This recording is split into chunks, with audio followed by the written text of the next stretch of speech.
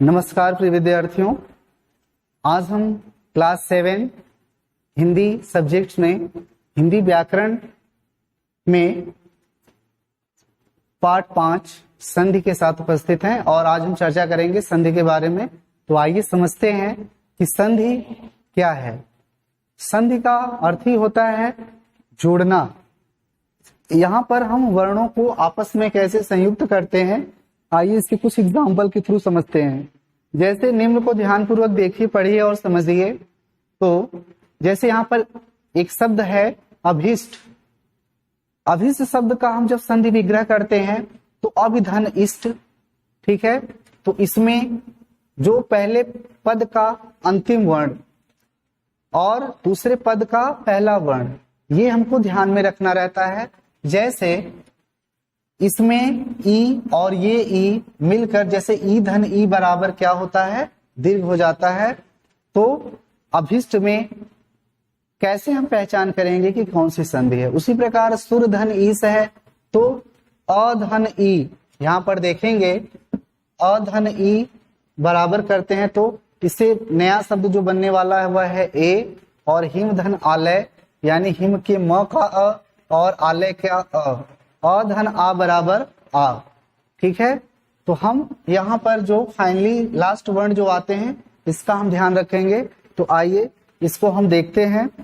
जैसे उपरोक्त उदाहरणों में पहले शब्दों की अंतिम ध्वनियां दूसरे शब्दों की प्रथम ध्वनियों से मिलकर जो रंगीन शब्दों का निर्माण कर रही हैं। रंगीन कहने का से यहाँ पर कलर वर्ड दिख रहे हैं। और इसी प्रकार अन्य, यानी कि जो तीसरा नया वर्ण यानी शब्द जो बन रहा है वही जो है धन परिवर्तन की यही प्रक्रिया जो है संधि कहलाती है, ठीक है।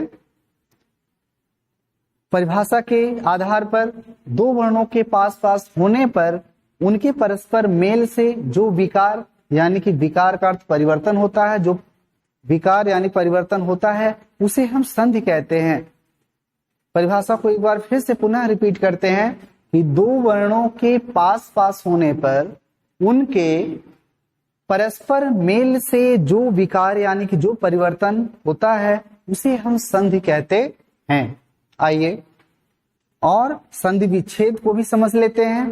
तो संधि विच्छेद कहने का आशय संधि युक्त शब्दों को अलग अलग करके लिखने की प्रक्रिया जो है संधि विच्छेद कहलाती है।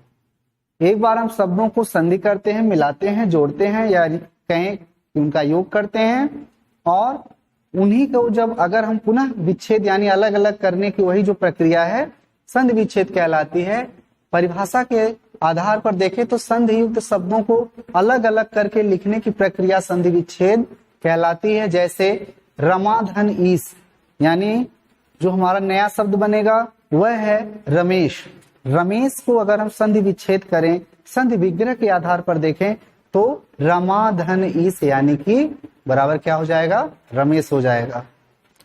सज्जन है सत धन जन, ये परिवर्तन हो कैसे रहा है ये हम समझेंगे कि इसके नियम को जानकर। अब यहाँ पर हम बात करें तो संधि के भेद कितने होते हैं। संधि के भेद के अंतर्गत संधि 3 प्रकार की होती है। पहला नंबर 1 आपका स्वर संधि, नंबर 2 व्यंजन संधि और नंबर 3 विसर्ग संधि। स्वर संधि के अंतर्गत अब हम देखेंगे कि दो स्वरों के आपसी मेल से जो विकार होता है, ध्यान रखेंगे व्यंजन की यहाँ पर बात नहीं की जा रही है, सिर्फ और सिर्फ स्वर की बात की जा रही है।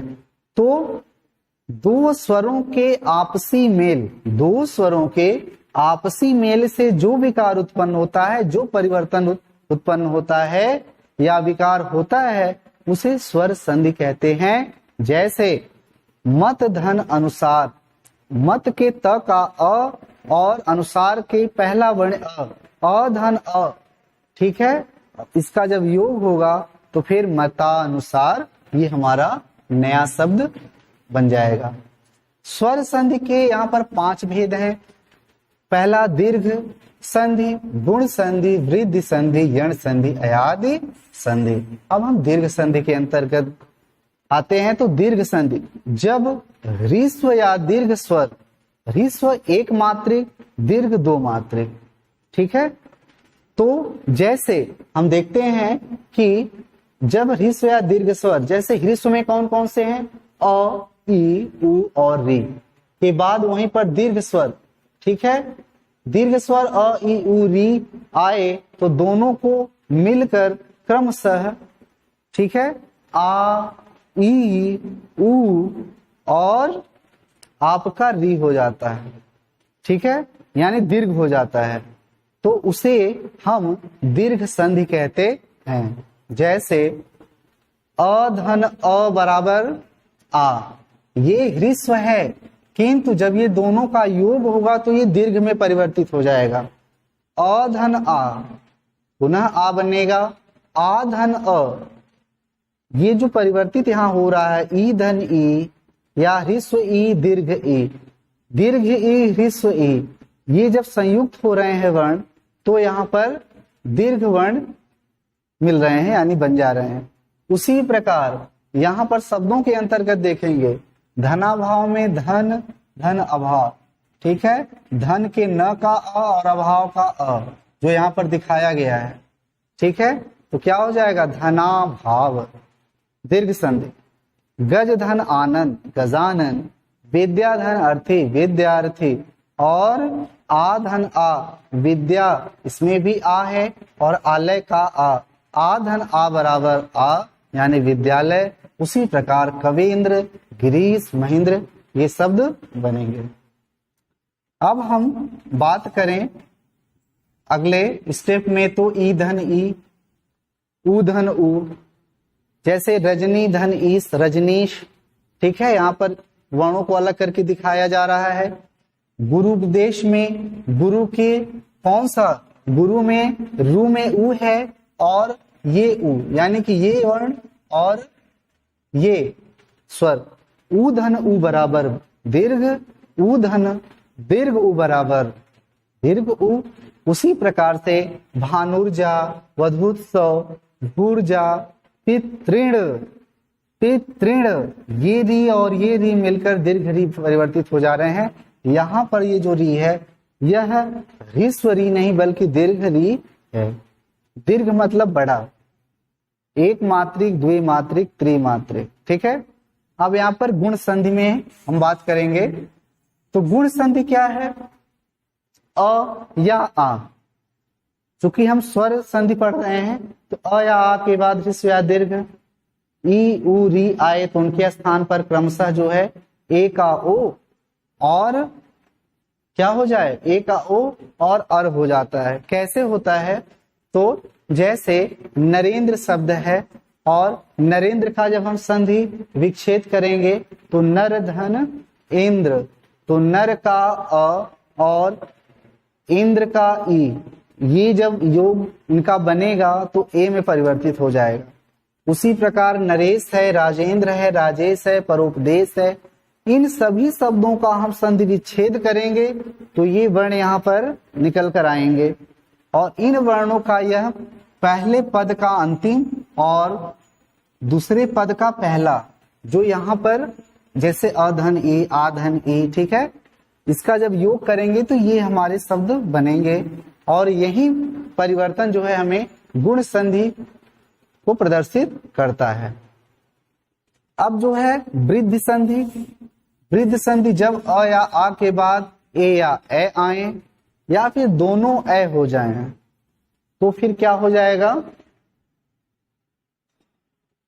और एक चीज, और जब अ या आ के बाद ओ या अ आए तो दोनों का अ हो जाता है। कैसे, आइए इसको हम उदाहरण के रूप में देखते हैं। जैसे एक एक, इसका हम जब विच्छेद करेंगे तो एक धन एक बराबर एक एक, ठीक है। ऐश्वर्य या परम ऐश्वर्य, तो परम धन ऐश्वर्य, तो परम का म का अ और ऐश्वर्य का ए, अ धन ए, ये आपका ए हो जाएगा, ठीक है।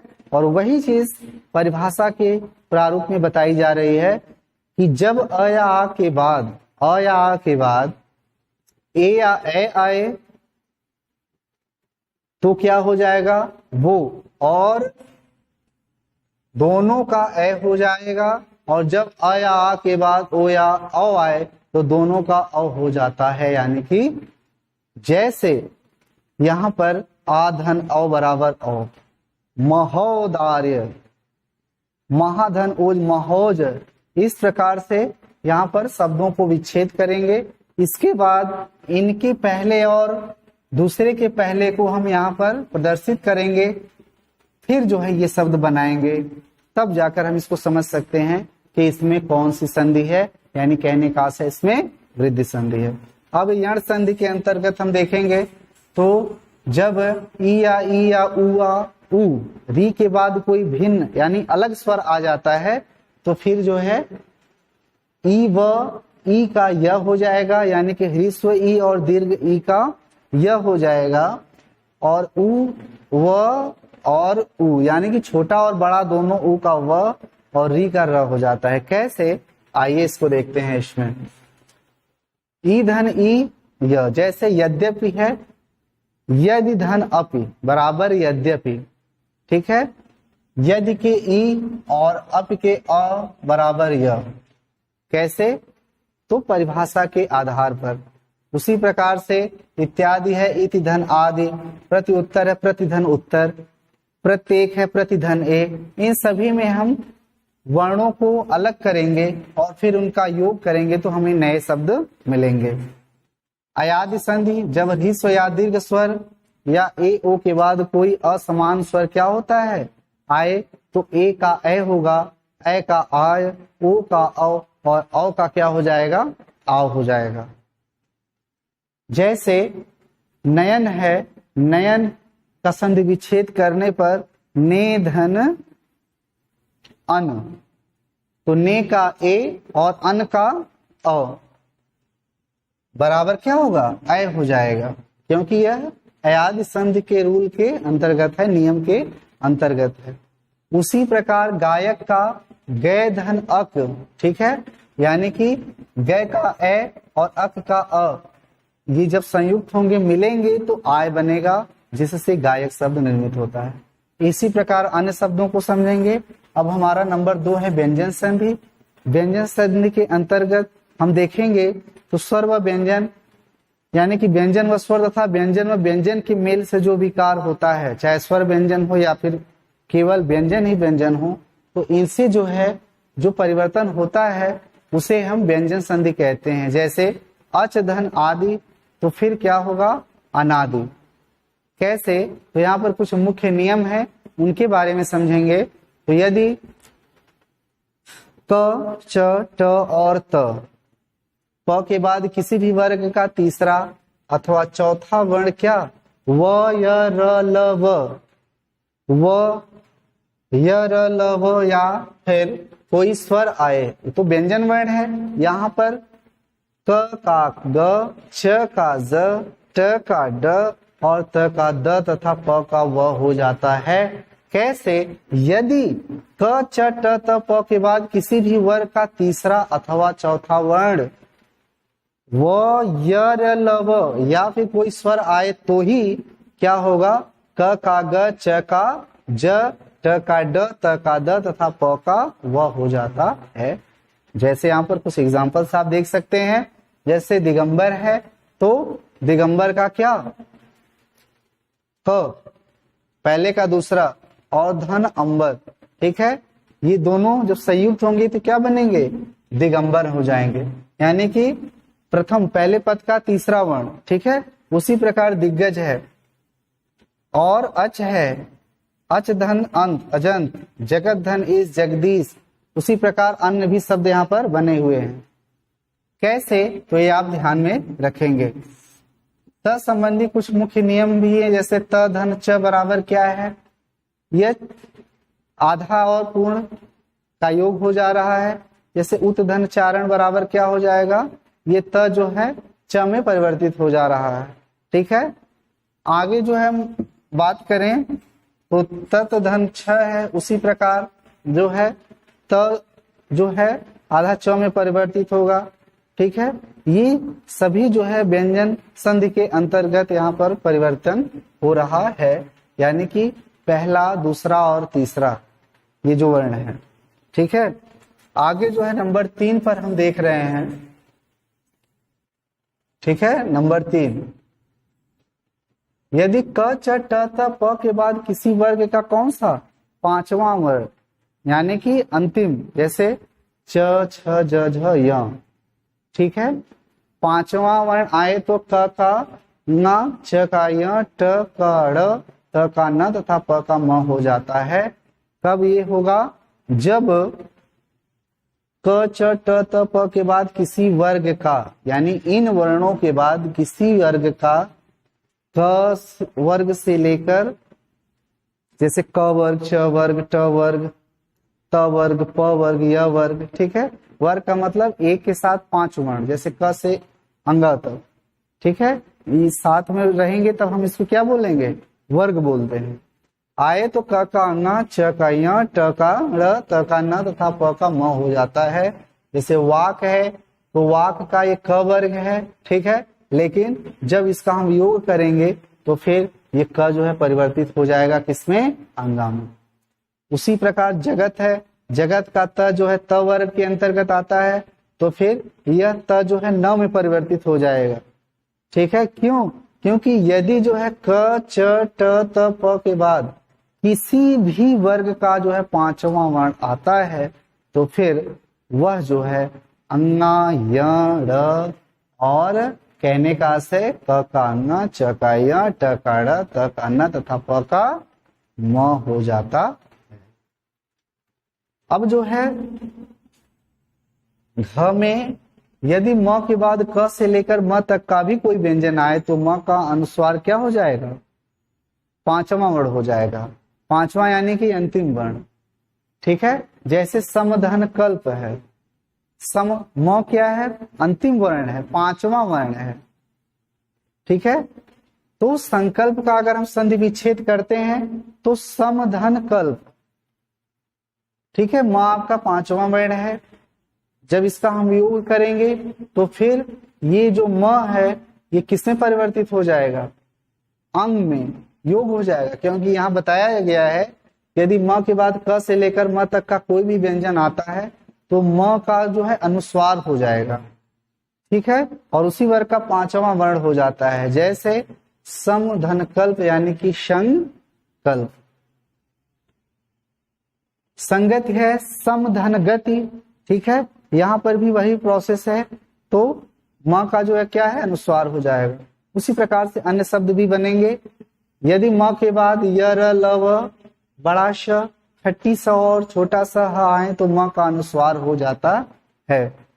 ठीक है, जैसे संधनवाद है तो समधनवाद यानी संवाद का अगर हम संधि विच्छेद करते हैं तो समधनवाद। समधनसार यानी कि संसार। च के अंतर्गत देखें तो यदि स से पहले अ का या आ को छोड़कर कोई दूसरा स्वर आता है, किसके पहले? स से पहले अ या आ को छोड़कर कोई दूसरा स्वर आए तो स का खट्टी स हो जाता है, जैसे विधन शम यानी कि क्या हो जाएगा? विषम। ठीक है, सुषमा शब्द है तो सुषमा शब्द में सुधन क्षमा। ठीक है, यहां पर देख रहे हैं 3 प्रकार के स होते हैं, जिसमें सुधन समा। ठीक है, तो यहां पर खट्टी स है, लेकिन यह परिवर्तित हो गया क्योंकि ये नियम के आधार पर बदल रहा है। यदि स से पहले अ या आ को छोड़कर, ठीक है, कोई दूसरा स्वर आए तो स का क्या हो जाएगा? मूर्धन्य स हो जाएगा।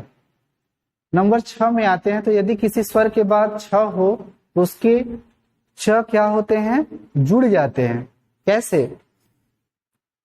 किसी स्वर के बाद छ हो तो, जैसे विच्छेद है। अब यहां पर हम देखें तो किसी स्वर के बाद छ हो तो उसके च जुड़ जाता है, जैसे वी है, व है, व में क्या है? ह्रस्व ई है, इसलिए इसमें जो है क्या हो रहा है? छ जो है जुड़ जा रहा है, आधा च। अब हम विसर्ग संधि में आते हैं। उसी प्रकार स्वच्छंद में भी वही प्रक्रिया है। विसर्ग संधि की अगर हम बात करें तो विसर्ग संधि जो है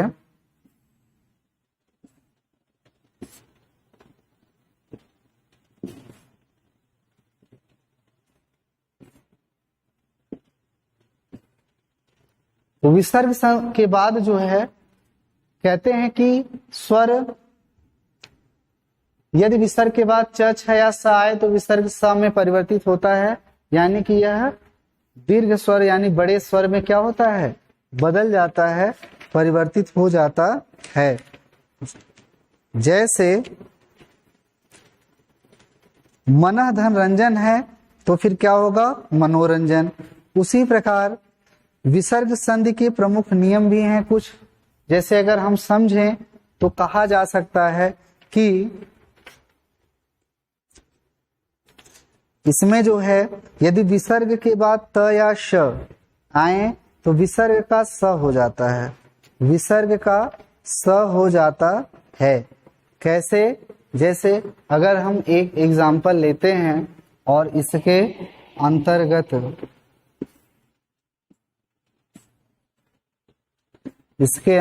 जो है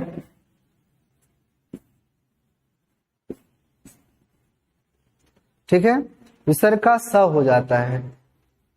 जैसे हमने लिख लिया मनस्ताप, मनस्ताप, तो इसका जब हम संधि विच्छेद करेंगे तो मनः ताप होगा। पुनः जो है निस्संदेह संधि विच्छेद किए तो निह धन संदेह, निह संदेह। उसी प्रकार निसंकोच है, निस्तेज है। ठीक है, आगे जो है यदि विसर्ग के बाद जो है क, ख, ट, ठ, प, फ हो तो विसर्ग श में परिवर्तित हो जाता है। जैसे यदि जो है धनुष धन टंकार या धनुष टंकार है तो इसमें अगर हम देखें तो धनु धन टंकार, तो यह परिवर्तित किसमें हो रहा है, क्योंकि इसमें जो है क, ख, ट, ठ, प, फ यानी प्रथम और दूसरा वर्ण जो है हो तो यह विसर्ग किसमें परिवर्तित हो जाएगा, मूर्धन्य स में परिवर्तित हो जाएगा, बदल जाएगा। आगे जो यदि विसर्ग का मेल र से हो तो विसर्ग क्या होता है, लुप्त हो जाता है। कैसे, तथा वहां दीर्घ हो जाता है। जैसे नीरस है, अगर इस नीरस का हम संधि विच्छेद करते हैं तो निह धन रस, ठीक है, और जब योग इसका करेंगे तो नीरस हो जाएगा। नीरव है, निह धन रव, नीरव। और इसी प्रकार से यहाँ पर यदि विसर्ग के बाद सघोष व्यंजन आए तो विसर्ग ओ में परिवर्तित हो जाता है। जैसे तमोगुण है तो तमोगुण का अगर हम योग करते हैं तो फिर क्या हो जाएगा, जैसे तमोगुण है, तमोगुण है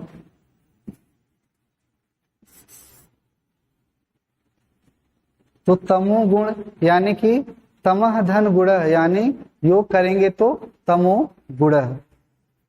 उसी प्रकार से मनोबल है, और मनोबल का अगर हम संधि विच्छेद करते हैं तो मनः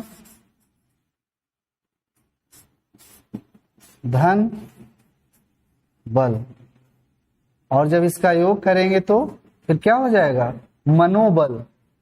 तो इसी प्रकार से हम अन्य शब्द भी यहां पर बना सकते हैं। ठीक है, तो यहां पर हम विसर्ग संधि के अंतर्गत देख रहे हैं कि क्या क्या परिवर्तन हो रहे हैं। यहाँ पर हमें वर्णों को बहुत ध्यान से समझना है और इसके नियम को जानना है और इसे याद कर लेना है। अब जो है यदि पुनः या अंत के बाद सघोष व्यंजन, व्यंजन दो प्रकार के होते हैं, सघोष और अघोष। ठीक है, तो यहाँ पर सघोष व्यंजन आए तो विसर्ग का जो है र क्या होता है, वह र में परिवर्तित हो जाता है। जैसे अंतर्गत है तो इसका जब हम संधि विच्छेद करेंगे तो अंतः धन गत। ठीक है, तो अंतः का जो यह विसर्ग है यह र में परिवर्तित हो जाएगा और अंतर्गत ये हमारा शब्द बनेगा। इसी प्रकार पुनरागमन है, पुनः धन आगमन।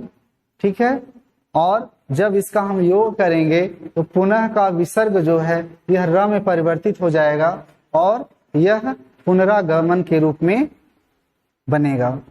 उसी प्रकार अन्य शब्द बनेंगे।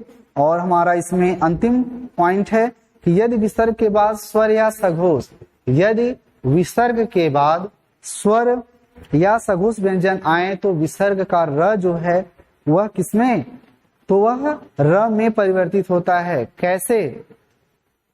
जैसे निराशा है, निह, निराशा शब्द का जब हम संधि विच्छेद करेंगे, निह धन आशा, और फिर वही विसर्ग पूर्व पद का परिवर्तित होगा र में, और हमारा जो शब्द बनेगा निराशा हो जाएगा।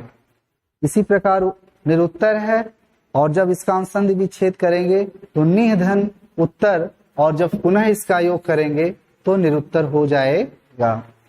इसी प्रकार से अन्य भी शब्द हैं, जैसे निर्गुण है, निर्गुण का अगर हम संधि विच्छेद करेंगे तो फिर निह धन गुण, और पुनः जब उसका योग करेंगे तो निह का ये विसर्ग र में परिवर्तित होगा और यह निर्गुण शब्द बनेगा।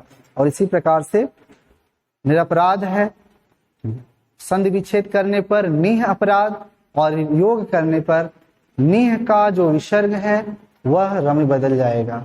तो ये हमारा था संधि का टॉपिक्स, और इसमें हमने 3 प्रकार के संधि के बारे में जाना और समझा।